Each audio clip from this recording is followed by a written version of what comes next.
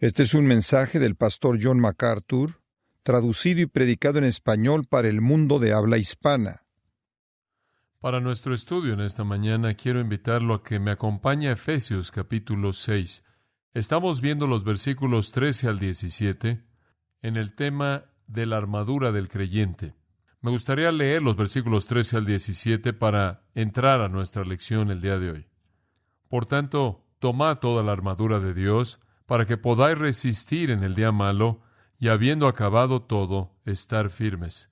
Estad pues firmes, ceñidos vuestros lomos con la verdad, y vestidos con la coraza de justicia, y calzados los pies con el apresto del Evangelio de la paz. Sobre todo, tomad el escudo de la fe, con que podáis apagar todos los dardos de fuego del maligno. Y tomad el yelmo de la salvación, y la espada del Espíritu, que es la palabra de Dios. Hubo un tiempo en la vida de Martín Lutero, cuando su conflicto con Satanás se volvió tan real, que casi adoptó una manifestación física, con el resultado de que, en enojo en contra de Satanás, Martín Lutero tomó su tintero y se lo arrojó al diablo.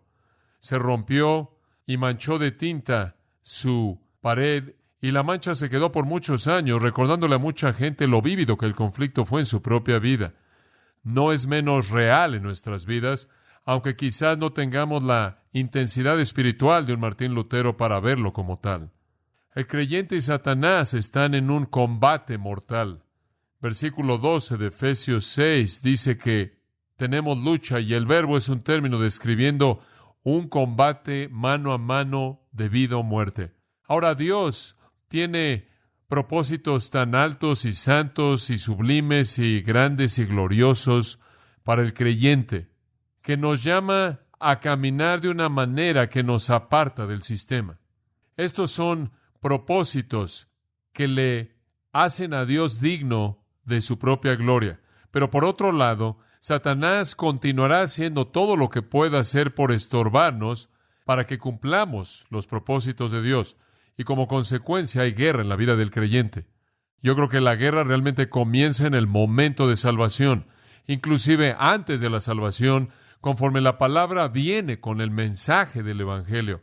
Según las palabras de nuestro Señor, Satanás intenta arrebatarla para que una persona no pueda responder. Y cuando nos convertimos en un creyente y somos pequeños niños, por así decirlo, en fe, Él nos envía una inundación de doctrina falsa para llevarnos por doquier de aquí para allá y alejarnos de la verdad. Él nos sitia y nos ataca y nos acusa de manera incansable a lo largo de nuestra vida. Usted regresa al punto en el tiempo en el que usted ve a Jesús entrar al mundo, y Satanás hace lo que puede porque Herodes asesina a Jesucristo. Él hace lo que puede durante la vida misma de Jesucristo para matarlo, ser empujado desde un peñasco crucificado, y Jesús conquista sus esfuerzos. Usted descubre que en el libro de los Hechos, conforme la iglesia comienza a llevar el mensaje de Jesucristo, el diablo lo resiste a lo largo del proceso. Pablo comienza sus viajes misioneros para extender el evangelio al mundo, y él se encuentra con magos y hechiceros y personas poseídas por demonios tratando de estorbar el esfuerzo. Pedro, en el día de Pentecostés, enfrenta hostilidad, y de ahí en adelante la persecución se desata en contra de esa iglesia. El Sanedrín son llamados a cuestionar a estas personas y les piden que guarden silencio.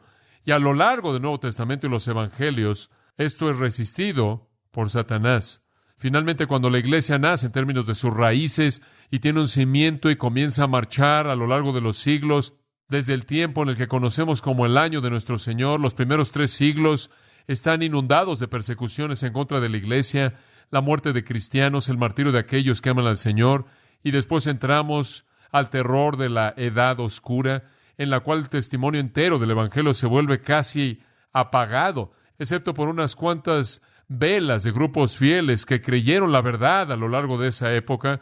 Finalmente, en el tiempo de la Reforma, la luz vuelve a brillar y oímos el Evangelio resonando de manera fuerte y clara conforme el nacimiento de la iglesia protestante se lleva a cabo. Y después hay una guerra a ese nivel entre el romanismo y la iglesia protestante. Finalmente llegamos a nuestro propio día, y el protestantismo está bastante extendido y el evangelio es conocido, y viene la infiltración del modernismo y del liberalismo y de la neortodoxia, y la psicología y todas estas otras cosas, por no decir nada de los ataques del comunismo y humanismo y materialismo y hedonismo y todas estas cosas, de tal manera que vemos desde el principio mismo, a lo largo de la historia, una batalla terrible entre Satanás y el Evangelio de Cristo. Y no es solo una batalla de movimientos, no es solo una batalla de ideologías, es una batalla en la vida de todo individuo, conforme Satanás ataca la obra de Dios que él intenta llevar a cabo en la vida de sus hijos. Entonces hay una guerra, y esa es la razón por la que Pablo cierra Efesios como lo hace. Claro que tenemos los recursos en los primeros 3 capítulos, claro, sabemos cómo debemos andar de una manera digna en los siguientes capítulos, pero va a haber resistencia, y esa es la razón por la que él cierra como él cierra. Satanás se opone a todo lo que Dios hace. Por ejemplo, Jesús revela la verdad. Juan 1:17 dice, Él está lleno de gracia y verdad. Y Satanás la encubre. En Juan 8:44 dice que Él es un mentiroso y padre de mentiras.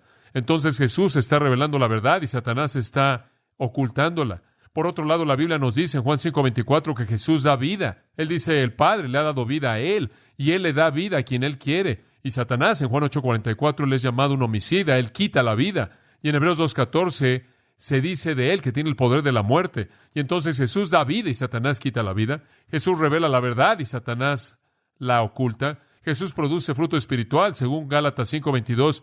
Jesús produce en nuestras vidas amor, gozo, paz, paciencia, benignidad, bondad, fe, mansedumbre y templanza. Y Satanás produce fruto carnal, y también está enlistado en Gálatas 5. El fruto de la carne es fornicación, inmundicia, lascivia, idolatría, hechicerías, odio, enemistades, celos, iras, divisiones, herejías, envidias, homicidios, embriagueces, orgías, etc. Jesús, la Biblia dice, nos prueba para que podamos madurar. Santiago 1 dice que la prueba de nuestra fe nos hace perfectos, mientras que Satanás nos tienta para destruirnos. Él anda alrededor, dice Pedro, como león rugiente buscando a quien devorar. Entonces, por un lado, Jesús revela la verdad, Satanás la oculta. Jesús produce vida, Satanás quita la vida. Jesús produce fruto espiritual y Satanás produce fruto carnal, malo y vil. Jesús nos prueba para hacernos maduros y Satanás nos devora para destruir. En Juan 8 usted tiene esta afirmación, que si conoce al Hijo, el Hijo lo liberará. Usted tiene en 2 Timoteo 2:26 el hecho de que Satanás lo hace usted un esclavo. En 1 de Juan 2:1 Jesús defiende al creyente. Si alguno pecare, abogado tenemos para con el Padre, Jesucristo el justo. Pero en Apocalipsis 12:10 el diablo nos acusa. Entonces usted tiene este conflicto tremendo que se está llevando a cabo todo el tiempo entre Dios y Satanás en la vida de un creyente. Ahora, ¿cómo vamos a ganar? ¿Cómo vamos a conocer la victoria? ¿Cómo vamos más allá de nuestras dudas? ¿Cómo nos elevamos por encima de nuestros pecados? ¿Cómo superamos nuestras indiferencias? ¿Cómo alcanzamos el nivel de vida espiritual al que Dios nos llama? ¿Cómo caminamos de una manera digna de un llamado elevado, un llamado celestial? ¿Cómo derrotamos a Satanás? ¿Cómo llegamos a obtener la victoria? Bueno, la Biblia nos da soluciones. De hecho, el Nuevo Testamento nos da varias respuestas clave. Y quiero que usted las escuche. Esta es una pequeña mini teología de cómo un creyente enfrenta a Satanás. Y por cierto, esto es lo que la Biblia enseña acerca de cómo usted enfrenta a Satanás en su propia vida. Y hasta ahí llega. Hay gente en la actualidad que quiere promover exorcismos y ciertos rituales y tienen ciertas fórmulas para enfrentar a Satanás, pero esto es lo que las Escrituras dicen. Le voy a dar unos 5 o 6 principios y vamos a verlos rápidamente. Le voy a dar una pequeña secuencia. Número 1, en primer lugar, para conocer la victoria sobre Satanás, debemos reconocer que Cristo ya ha derrotado a Satanás. Ya le ha dado un golpe que ha derrotado a Satanás. Reconozca que Cristo ya lo ha derrotado. En 1 de Juan 3:8 dice que Jesús vino a destruir las obras del diablo. En Hebreos 2:14 dice que Él vino a destruir a aquel que tenía el poder de la muerte, a quien todos nosotros estábamos sujetos a esclavitud. Entonces sepan esto, amados, que el Señor ya ha dado un golpe de derrota. La segunda cosa, el Nuevo Testamento dice, reconozca que el poder que le dio ese golpe reside en usted. El poder que derrotó a Satanás está morando en usted. En 1 de Juan 4, dice en el versículo 4, mayor es el que está en vosotros que el que está en el mundo. Cuando un creyente es salvo, él recibe el Espíritu de Dios. Implantado en él está el poder que derrotó a Satanás. El recurso, La reserva está ahí. Tercera cosa. Primera de Pedro 5, versículos 8 y 9, dicen esto. Sed sobrios. Eso significa conozca sus prioridades. Esté comprometido. Velad. Esto es, esté atento. Porque vuestro adversario, el diablo, como león rugiente, anda alrededor mirando a quién devorar. Al cual resistid firmes en la fe. Ahora observe. Principio número 1. Reconozca que Cristo ya le ha dado un golpe de derrota a Satanás. Principio número 2. Reconozca que Satanás, ese poder que derrotó a Satanás, mora en usted por el Espíritu de Dios. Ese es su recurso, el de usted. Número 3. Resista a Satanás. Resístalo. Y puede hacerlo porque usted tiene ese poder disponible. Ahora dice usted, bueno, John, ¿cómo es que lo resistes? Como Pedro dice. Bueno, veamos Efesios 4:27. Eso nos va a dar otro concepto. Efesios 4:27 nos dice cómo resistimos a Satanás, expresando su poder en nuestras vidas. Efesios 4:27 simplemente dice esto. Ni dad lugar al diablo. Simplemente usted nunca le dé a él un lugar. Es bastante simple, no le dé lugar. Ahora, la implicación del versículo es que si usted tiene un lugar es porque usted se lo dio, ¿verdad? De tal manera que su voluntad es la clave. Ahora, regresemos de nuevo. Comience al reconocer que el golpe mortal ya ha sido dado. Después pasa, en segundo lugar, al hecho de que el poder que dio ese golpe mortal reside en usted. Esté alerta, entonces, en resistir sus esfuerzos. ¿Qué significa eso? No le dé lugar alguno a Satanás en su vida. Dice usted, muy bien, ¿cómo evito hacer eso? ¿Cómo es que evito darle lugar a él? ¿Cómo es que me mantengo, como dice 2 Corintios 2:11, cómo es que me guardo de darle ocasión a él una ventaja? La respuesta es esta, 2 Corintios 2:11.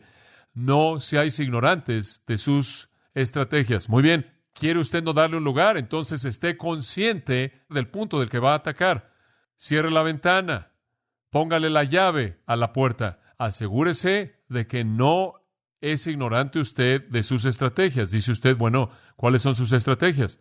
Primero de Juan dice porque todo, eso es correcto, la palabra todo, porque todo lo que está en el mundo, los deseos de la carne, los deseos de los ojos y la vanagloria de la vida, no viene del Padre, sino del mundo. ¿Cómo es que Satanás lo ataca a usted? Los deseos de los ojos, los deseos de la carne y la vanagloria de la vida. Esa es su estrategia.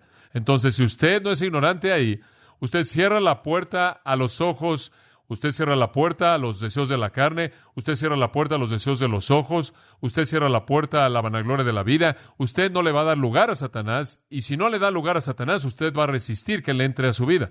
Aquí hay otro pensamiento. Si usted no le va a dar lugar al diablo, eso significa que tiene que estar consciente de sus estrategias.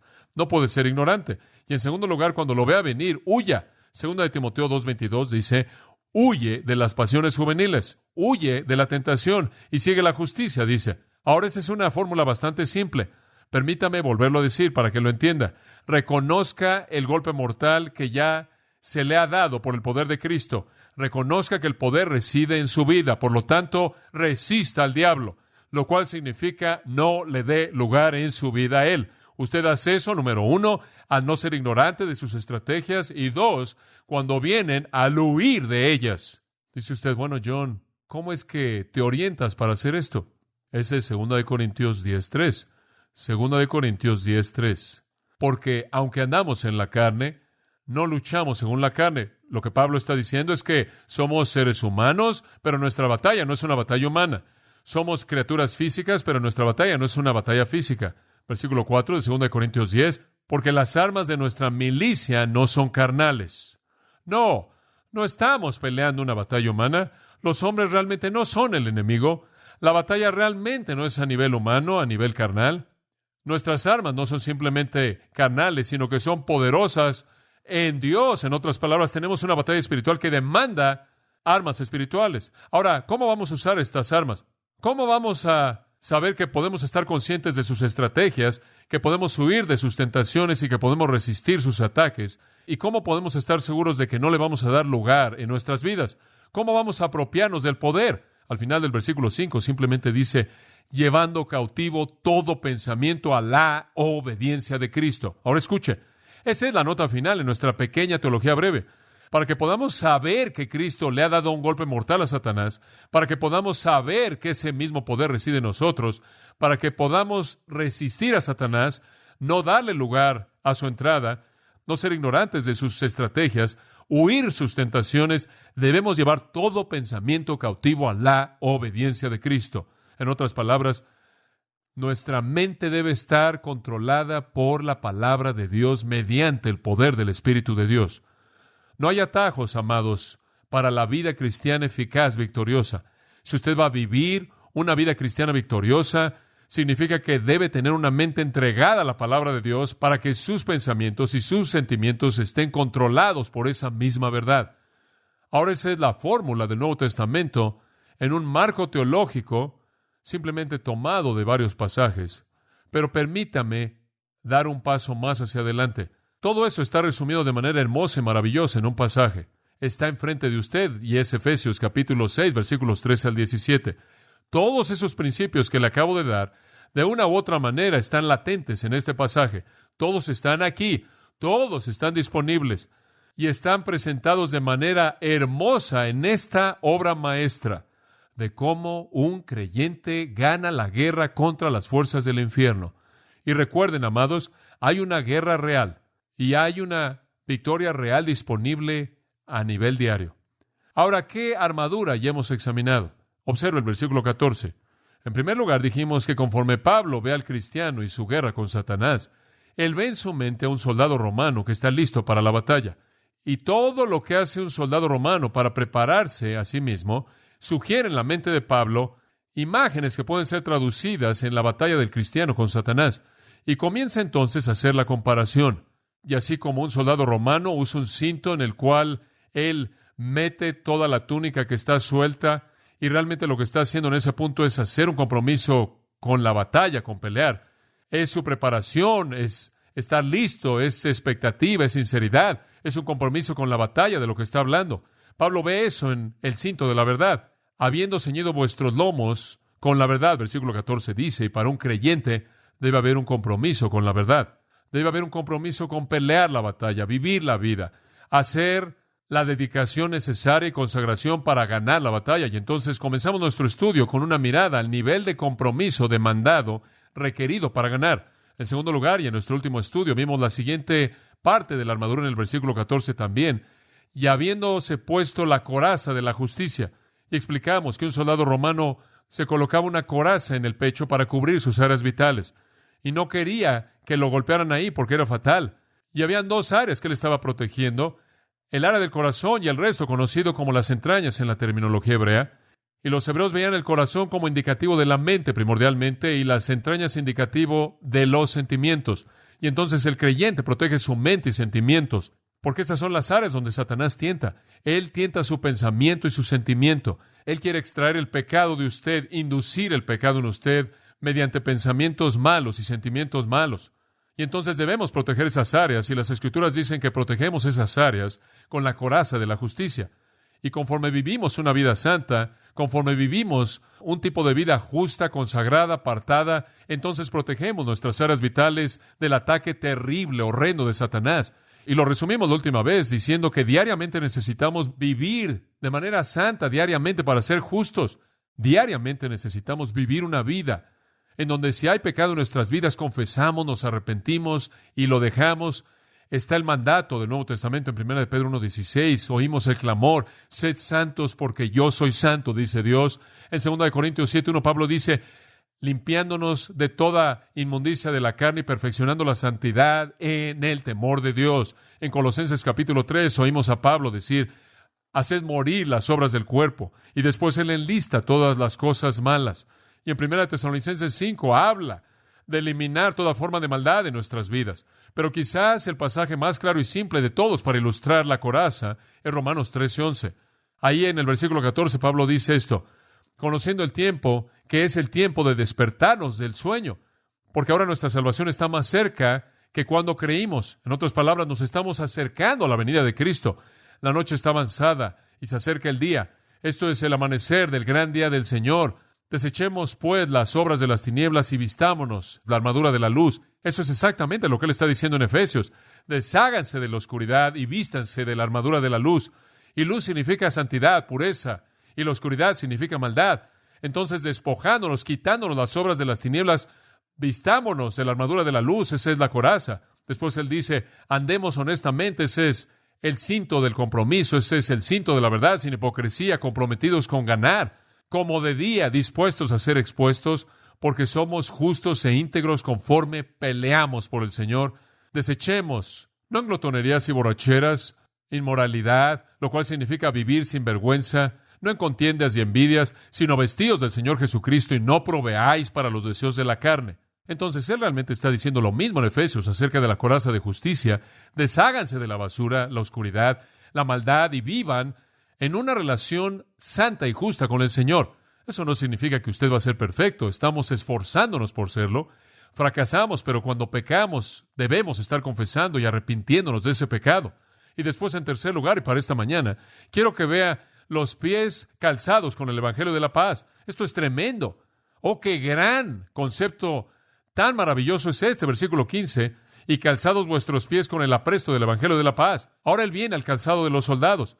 El calzado se ha convertido en una parte importante de nuestra cultura. Originalmente el calzado era usado para proteger los pies, ahora se han convertido en un artículo de moda. Francamente, no necesitamos tanta protección para nuestros pies. Nuestros autos no tienen alfombra, nuestras calles tienen buen pavimento, y nuestras iglesias tienen alfombra, y nuestras oficinas tienen alfombra, y los lugares que no tienen alfombra tienen pisos bastante limpios. En la mayoría de los casos, no estamos caminando sobre piedras o en lodo o pisando polvo o tratando de pasar en medio de arbustos con espinas y demás. Realmente hemos pavimentado y alfombrado nuestro mundo, y los zapatos primordialmente se han convertido en un artículo de moda.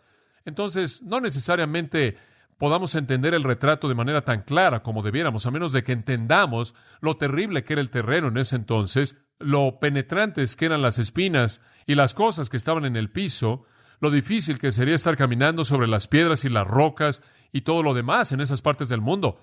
Quizás podríamos tener una pequeña idea si viéramos en la actualidad una necesidad especial para los zapatos, si estuviéramos escalando o cruzando el desierto, caminando en pavimento caliente o lo que sea. Y esta es la razón por la que en esos días se usaba el calzado. En la actualidad también tenemos zapatos para todo tipo concebible de deporte. Y siempre me parece sorprendente ver cómo todo sirve una función. Si usted está participando en un deporte sobre concreto, tiene cierto tipo de calzado. Si usted va a estar sobre polvo, es otro tipo de calzado. Noto que inclusive para el tenis, dependiendo del tipo de superficie sobre la cual esté jugando, algunas canchas de pasto en Wimbledon, algunas canchas de arcilla, algunas canchas de concreto, algunas de hule, todo tiene que tener un tipo diferente de suela. Y tienen cierto tipo de calzado para pisos de madera y otro tipo de calzado para otros pisos. Hay diferentes tipos de zapatos para correr dependiendo si usted está corriendo en una pista con algo de hule u otro material, y así sigue. Y ahora usted va a su centro comercial y usted ve una tienda ahí, y creo que le llaman Foot Locker, el vestidor del calzado. Sé que mis hijos van directamente ahí tan pronto como llegamos al centro comercial, fascinados con todas esas cosas. Tienen todos los zapatos para todas las razones. Le dije que estuve en el vestidor de Jerry Terrell la otra noche y vi su vestidor, y habían 8 diferentes pares de tenis de béisbol ahí. Y yo le dije, ¿tienes muchos de estos? Dijo, sí, todo equipo tiene uno para cada superficie diferente. Toda superficie demanda un calzado diferente. Y yo me puedo identificar con eso. Me acuerdo una vez en la universidad, estábamos jugando fútbol americano, y estábamos jugando ahí en el Tazón de las Rosas, y había llovido por un par de semanas antes del juego, y estaba bastante mal el suelo, y claro, cuando se juega mucho en el campo, hacia el final de la temporada, el césped primordialmente ya se acabó, y después llueve y se vuelve simplemente algo problemático, y lo que hacen es que pasan un pequeño carro por encima y lo pintan de verde para que se vea con pasto, pero realmente no hay mucho pasto. Y se veía bastante bien para nosotros, realmente no sabíamos cómo sería. Tenía 2 pares de calzado en fútbol americano, uno que tenía tacos largos para un mal terreno y el otro con los cortos, y pensé que estaría bien con los cortos. Los largos eran algo pesados, no me gustó eso, y entonces tomé los pequeños, los cortos, y fueron los equivocados.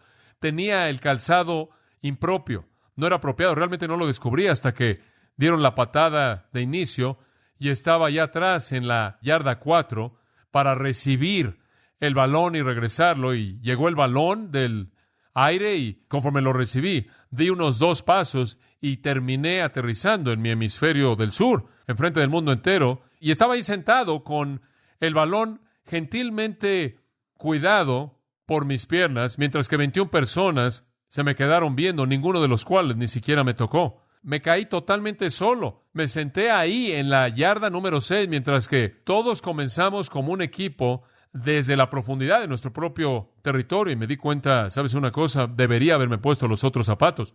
Inclusive traté de ir a la banca para que alguien que no estaba jugando con tanta frecuencia como yo quisiera cambiar conmigo, pero nadie quiso cambiar, y entonces me resbalé por todo el campo. Tenemos razones para las cosas que tenemos. Los zapatos proveen cierta función, y esto es especialmente verdad en la guerra. Si es importante en el deporte, se puede imaginar cuánto más importante sería si usted estuviera peleando por su vida. Y un soldado romano no se metía en una batalla con un calzado simple de piel, con una suela lisa. Se estaría resbalando y cayendo por todos lados. Él podría estar tratando de subir por una roca para pelear contra un hombre, y él se resbalaría ahí por las rocas, y entonces tenían que tener un calzado especial, y era muy importante, porque en la batalla esto podría salvarle la vida, posiblemente. También tenían que tener un tipo especial de calzado que durara para las marchas largas, porque cubrían cantidades tremendas de terreno. Recordará usted leyendo acerca del ejército romano, recordará leyendo acerca de las marchas largas de César, y muchas guerras han sido perdidas porque los soldados no tuvieron el calzado adecuado. Inclusive usted lee acerca del tiempo de la guerra de la Revolución norteamericana, estadounidense, cuando usted ve a los soldados bajo el general Washington con su calzado siendo envuelto porque ya no podían tener calzado, estaban tan desgastados. Han habido otros puntos en la historia humana en donde las batallas han sido perdidas porque no podían proteger los pies de los soldados de que se congelaran o se lastimaran o se hirieran. También en el tiempo de las guerras romanas había una costumbre común. En la actualidad tenemos campos de minas para atrapar a los ejércitos que se acercan. En esos días, sabiendo que un ejército venía detrás de cierto ejército, ellos colocaban en el suelo palos que estaban afilados a un punto de ser una navaja, enfrentando ese ejército, esperando perforar los pies de los soldados que iban avanzando. Y entonces, para protegerse a sí mismos, los soldados romanos usaban una bota que tenía una suela pesada que no podía ser perforada, porque si sus pies eran perforados no podían caminar, y eso podía debilitar al soldado entero. Y usted sabe, él podía ser quizás el mejor soldado que había, él podía tener la fuerza más grande y todo eso, pero si sus pies estaban lastimados, la planta de sus pies, él estaba aniquilado. Es sorprendente. Usted puede lastimarse su brazo, sus manos, sus codos, sus hombros, y todavía puede seguirse moviendo y funcionar, pero si usted se lastima sus pies, realmente usted está debilitado. Y entonces trataban de perforar sus pies.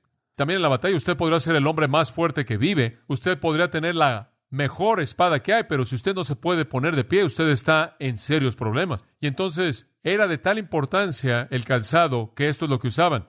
Usaban una especie de semibota con una suela gruesa que tenía una especie de clavos así y estaba amarrado de esta manera a sus pies, y después tenían tiras que se amarraban en toda dirección, de tal manera que estaba tremendamente apretada, adhiriéndose a su pie. En la parte de abajo tenían una especie de clavos, como pequeños pedazos de metal que salían de la parte de abajo, como en fútbol americano, o un zapato para atletismo, o un zapato de béisbol, para que pudieran pararse en la tierra. Esto les daba firmeza para que pudieran estar de pie en la batalla. Y esto es lo que Pablo ve. Él ve a este soldado romano de pie, y sus pies están firmes, y él puede permanecer de pie firme y hacer movimientos rápidos y mantener sus pies en su lugar. Él no se resbala, él no se cae. Ahora él dice, el cristiano necesita también tener calzado.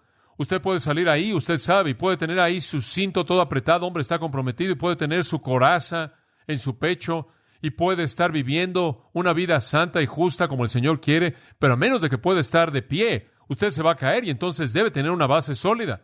Ahora regresemos al versículo 15 y veamos los puntos específicos. Y calzados los pies con el apresto del evangelio de la paz. Sus pies deben estar calzados con el apresto, y la palabra apresto aquí no necesita confundirlo. Probablemente se oye un poco rara la manera en la que es traducida. Simplemente significa listo o equipado. Y lo que él está diciendo es que sus pies deben estar listos. Al tener el calzado puesto, eso es lo que él está diciendo. Deben estar equipados, deben estar preparados, esa es la idea. De hecho, en Tito 3:1, el mismo término, Apresto preparación es traducido listos. Entonces es la idea de estar listo, de estar preparado, de estar equipado. Nuestros pies deben estar equipados, deben estar calzados de manera apropiada para la batalla. Ahora, la mayoría de la gente que lee esto y muchos comentaristas que han escrito acerca de esto suponen que tiene una referencia al ir a predicar el Evangelio de la paz. Hombre, tengo mis zapatos del Evangelio puestos y voy a salir a predicar. Y básicamente sacan eso de Romanos 10:15, porque Romanos 10:15 cita Isaías 52:7. Escrito está: cuán hermosos son los pies de los que predican el Evangelio de la paz y traen las buenas nuevas de cosas buenas. Cuán hermosos son los pies de los que predican el Evangelio de la paz. Tiene usted la misma frase ahí, el Evangelio de la paz.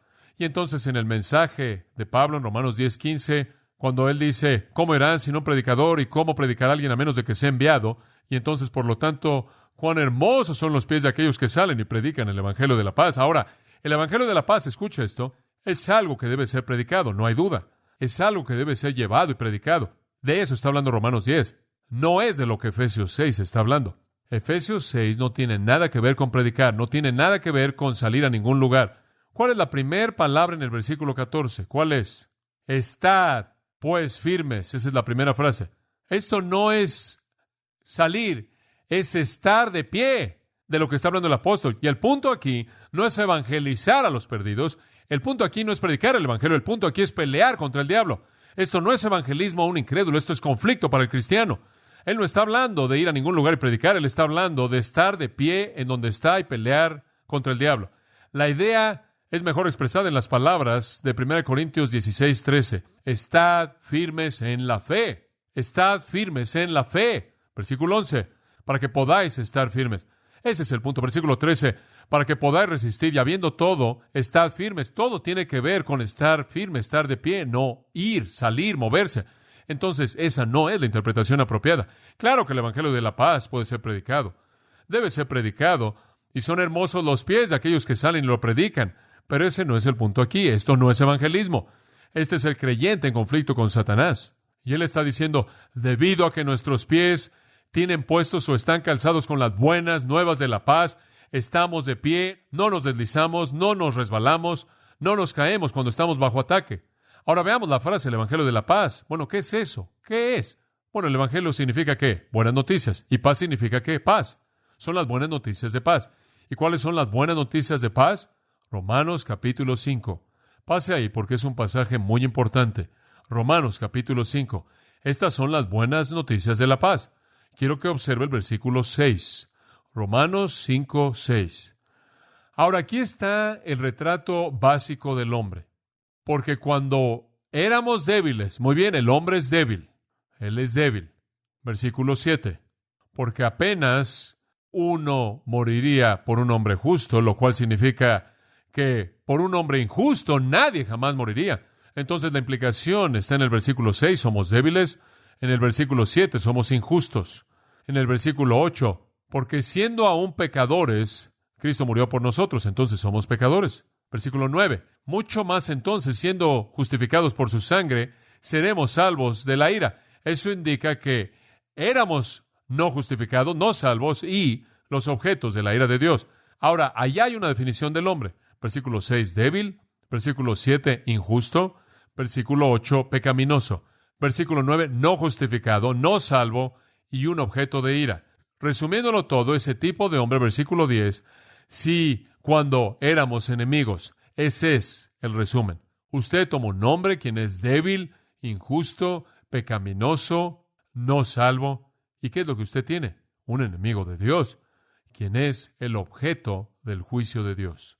El Dios y el hombre, escuche esto, están en dos lados diferentes. Nunca permita que alguien lo convenza de que Dios es el Padre de todo mundo, que Dios ama y tolera a todo mundo y que todo mundo está en la familia de Dios. Leímos al principio de nuestro servicio Nahum capítulo 1 que dice, Dios no va a absolver al impío, Dios es un Dios de venganza y un Dios de justicia, y si un hombre y una mujer son enemigos de Dios, van a sentir el juicio de Dios. ¿Pero qué hizo Dios para cambiar esto? Versículo 6 de nuevo, cuando éramos débiles, a su debido tiempo Cristo murió. Versículo 7, éramos injustos, y apenas por un hombre justo alguien moriría. Quizás por un hombre bueno alguien se atrevería a morir. Mas Dios muestra su amor para con nosotros en que siendo un pecadores, Cristo murió por nosotros. Dios dice, son enemigos, pero voy a tratar de remediar esto en la muerte de Cristo. Y somos entonces justificados, versículo 9, por su sangre, somos salvos de la ira mediante Él. Cuando éramos enemigos, fuimos reconciliados con Dios por la muerte de su Hijo. ¿Lo ve? Ahora, entonces escúcheme. ¿Qué es el Evangelio? El Evangelio es que el hombre estaba en guerra con Dios, pero Cristo hizo la paz, ¿verdad? Cristo hizo la paz. Ese es el Evangelio de la paz. Ahora regresa al versículo 1 del capítulo 5 de Romanos. Por tanto, habiendo sido justificados por la fe debido a lo que Cristo ha hecho, tenemos paz para con Dios por medio de nuestro Señor Jesucristo. Ese es el Evangelio. El Evangelio es que el hombre y Dios estaban en guerra y Dios estaba en el lado contrario contra el hombre, como Jesús dijo, si no estás conmigo, ¿estás qué? ¿Contra mí? En el libro de Apocalipsis el Señor dice, vendré contra ti, pelearé contra ti con la espada de mi boca. Entonces el hombre es un enemigo de Dios, sin embargo Cristo viene y hace de la paz una realidad. Esas son las buenas noticias. Las buenas noticias es que usted está en paz con Dios. Dios y usted ya no están en lados opuestos. Ustedes están en el mismo lado, ¿verdad? Dios está de mi lado. Ese es el Evangelio de la paz. Hemos sido reconciliados. 2 Corintios 5:19 dice que Él nos ha reconciliado. Colosenses, pasaje tremendo. Capítulo 1, versículo 20. Y habiendo hecho la paz por medio de la sangre de su cruz, por Él para reconciliar todas las cosas consigo mismo, y a vosotros, que antes estaban separados y eran enemigos en su mente mediante obras impías, ahora Él os ha reconciliado. ¿Se da cuenta? El Evangelio es que somos uno con Dios. Él está de nuestro lado. Ahora, ¿sabe lo que eso significa? Eso significa que un cristiano que está firme dice, mira, Satanás, vienes en contra de mí con todo lo que quieras. Yo tengo calzados, zapatos que me anclan al suelo inamovible porque Dios está de mi lado. ¿Se da cuenta? Eso es lo que nos ayuda a estar firmes.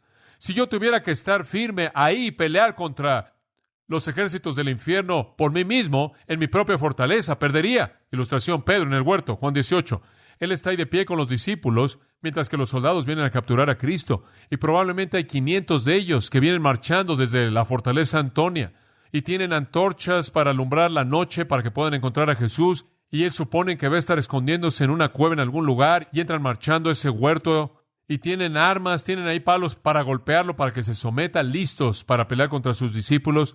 Y Jesús da un paso hacia adelante y se encuentra con ellos y les dice, ¿a quién buscáis? Y ellos responden a Jesús de Nazaret y se caen de espaldas como dominós que están ahí acostados en el polvo. Los 500, por lo menos, los que hubieran estado ahí, cayeron como dominós, están ahí y se levantan. Y él dijo, ¿a quién buscan? De nuevo, y ellos dicen, a Jesús de Nazaret.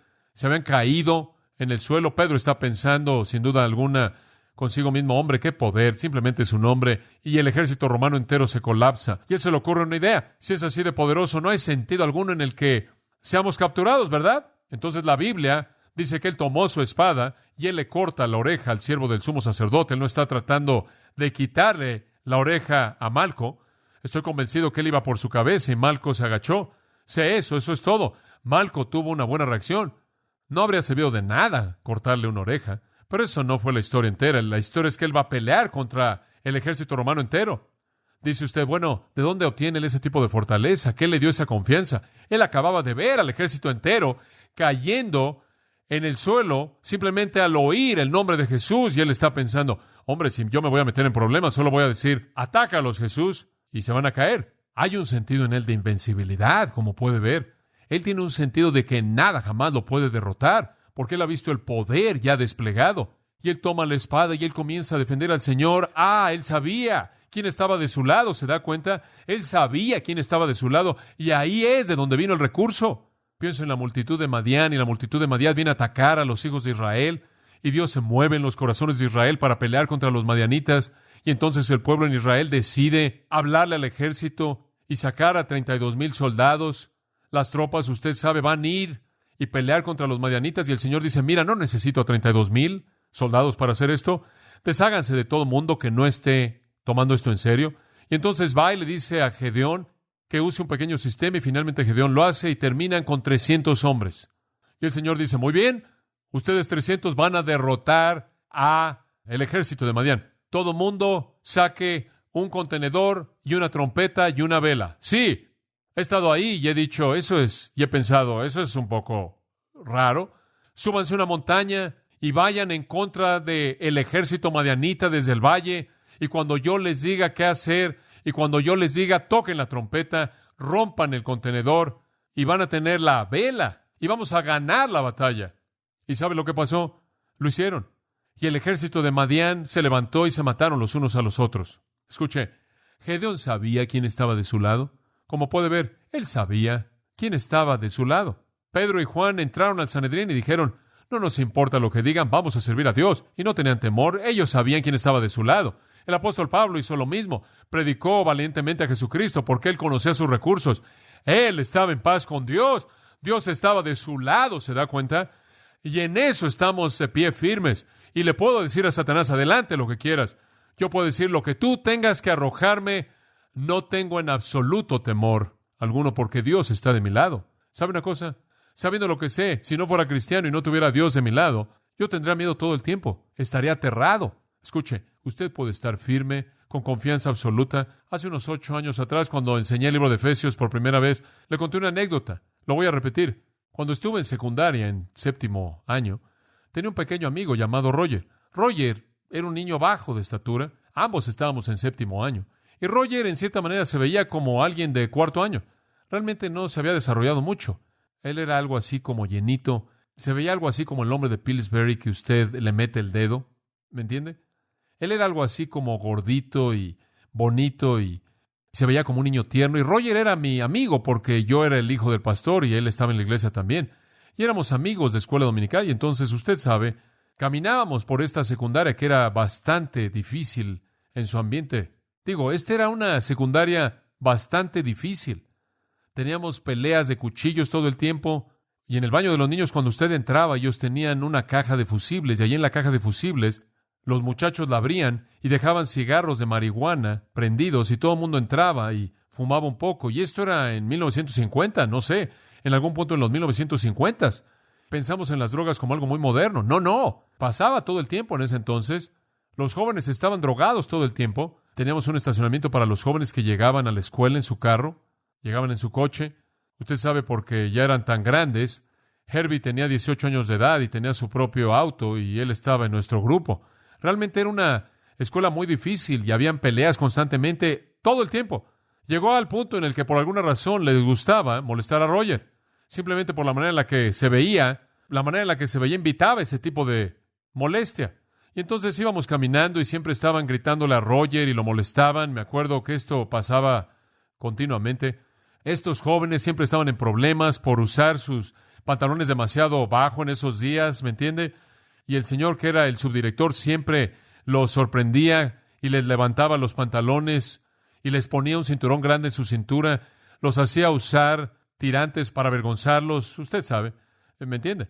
Y esto simplemente los molestaba aún más y entonces siempre estaban enojados. Y un día, esto era muy común, íbamos caminando y se acercaron y nos pegaron en la espalda e hicieron que se nos cayeran todos los libros, porque íbamos cargando los libros abajo del brazo y ellos los patearon. Eran unos 6 jóvenes que nos hicieron esto y simplemente los patearon conforme iban caminando y ahí por el pasillo y siguieron pateándolos hasta que cayeron los libros allí en los arbustos y ninguno de los dos podíamos defendernos contra esto. Y entonces, en cierta manera, levantamos, usted sabe, nuestros libros y tratamos de encontrar nuestros papeles. Un día estaba en el taller de carpintería y estaba lijando algo y estaba este joven que era el líder que se llamaba Johnny y tomó un pedazo de madera grande y lo aventó y me partió la cabeza. Me tuvieron que meter puntadas y demás. Y entonces esto era algo serio. No sé lo que hicimos, pero simplemente nos molestaban. Y esto pasaba todo el tiempo. Este joven llamado Johnny era el líder. Bueno, un día estábamos en el vestidor y nos estábamos preparando para irnos después de la clase de educación física. Y llegó el grupo, llegó la pandilla, y los chicos malos se cubrían la cabeza, se ponían un gorro, los llamábamos, los jóvenes duros. Y vinieron y pensaron que sería muy chistoso, muy simpático, y entraron y nos empujaron, y nos caímos de la banca, nos pegamos con los lockers, con los vestidores en la parte de atrás de nuestra cabeza, como si fuera una especie de comedia. Simplemente, usted sabe, ¡pam!, hacia atrás. Alfonso y Gastón, usted sabe. Y ahí estábamos acostados sobre el suelo y Roger finalmente dice, eso es suficiente. Bueno, usted sabe, usted solo puede tolerar hasta cierto punto, ¿verdad?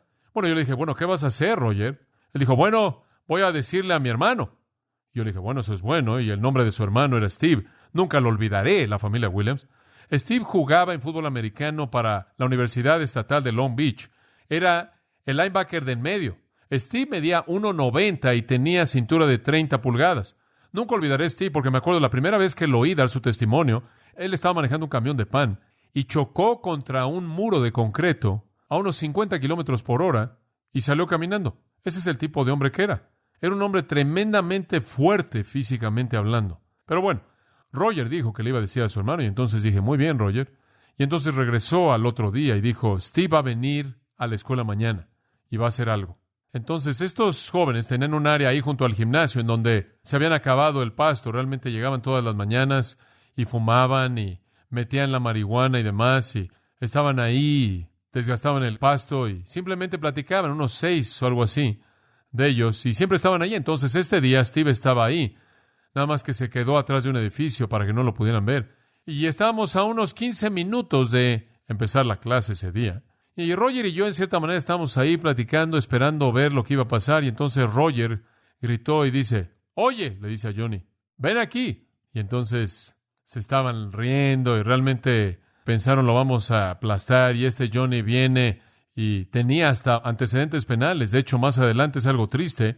Más adelante terminó siendo matado en algún tipo de robo o algo así. Pero bueno, él llegó aquí aparentando ser muy fuerte y se estaba riendo y burlándose de Roger. En ese punto Steve salió de atrás del edificio y se acerca a Roger y le dice, ¿cuál? Y Roger dice, ¿ese? Y en ese punto Steve se acercó a este joven. Nunca lo olvidaré. Esto es exactamente lo que pasó. Simplemente levantó al joven de la playera. Lo levantó. De un puñetazo le tiró 4 dientes. Simplemente aplastó su nariz, sus 2 dientes de adelante y no sé los demás. Y después lo levantó y claro, el joven estaba inconsciente. Lo levantó y había una reja enfrente de la pared del gimnasio y lo aventó por arriba de la reja en contra de la pared y terminó atrás del arbusto. Y después le dijo al resto de sus amigos, no vuelvan jamás a volverse a meter con Roger. Y se fue. ¿Quieres saber lo que pasó en nuestra secundaria? Roger dominaba. No había duda. Roger estaba a cargo de la secundaria de Downey del Norte. ¿Sabe por qué? Porque Roger tenía recursos. ¿Sabe una cosa? Es tremendo saber que Jesucristo dijo, no me avergüenzo de llamarles hermanos míos. No me avergüenzo de llamarles mis hermanos. Es algo grandioso saber que Él está de nuestro lado. Amén. Y cuando Satanás viene a atacar y nuestros pies están firmemente plantados en el piso sólido del Evangelio de la Paz, que dice, las buenas noticias es que no soy un enemigo. No estoy del otro lado. Dios está de mi lado debido a Jesucristo. Y entonces, sin importar lo que Satanás traiga, puedo, como el versículo 10 dice, fortalecerme en el Señor y en el poder de su fuerza. Y esa es la confianza de que sus pies tengan puestos el apresto del Evangelio de la Paz. Escuche, la victoria está disponible en su vida como cristiano. Simplemente responda a estas 3 preguntas conforme cierro. Número 1, ¿realmente quiero ganar? ¿Realmente quiero ganar? ¿Tengo puesto el cinto del compromiso? Pregunta número 2, ¿busco vivir una vida santa? ¿Tengo puesto una coraza en el pecho de la justicia? Y número 3, ¿soy valiente en la batalla porque mis pies están firmemente plantados en la confianza en Dios? Si usted anda por todos lados dudando del Señor y su fortaleza, usted va a perder. Pero si usted puede responder a esas 3 preguntas, sí, usted es un ganador. Y Dios va a hacer cosas emocionantes y revolucionarias con su vida para su propia gloria. Oremos. Padre, te damos gracias en esta mañana por la confianza que tu palabra nos da. Gracias porque Jesucristo murió por nosotros, de tal manera que ya no somos enemigos, sino amigos, de tal manera que ya no estamos lejos, sino hemos sido traídos a la familia, de tal manera que no estamos aislados, sino que fuimos hechos participantes de la naturaleza divina.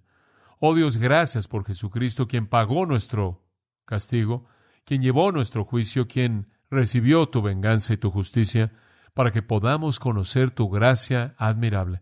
Oh Señor, gracias por darnos los recursos, gracias por implantar dentro de nosotros el poder mismo que causó la caída de Satanás. Gracias por darnos en ese poder del Espíritu de Dios la fortaleza para resistir al diablo.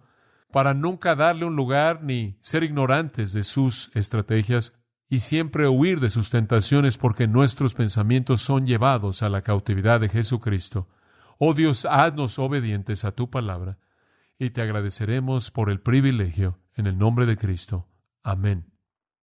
Usted ha escuchado a John MacArthur, maestro bíblico de Gracia a Vosotros.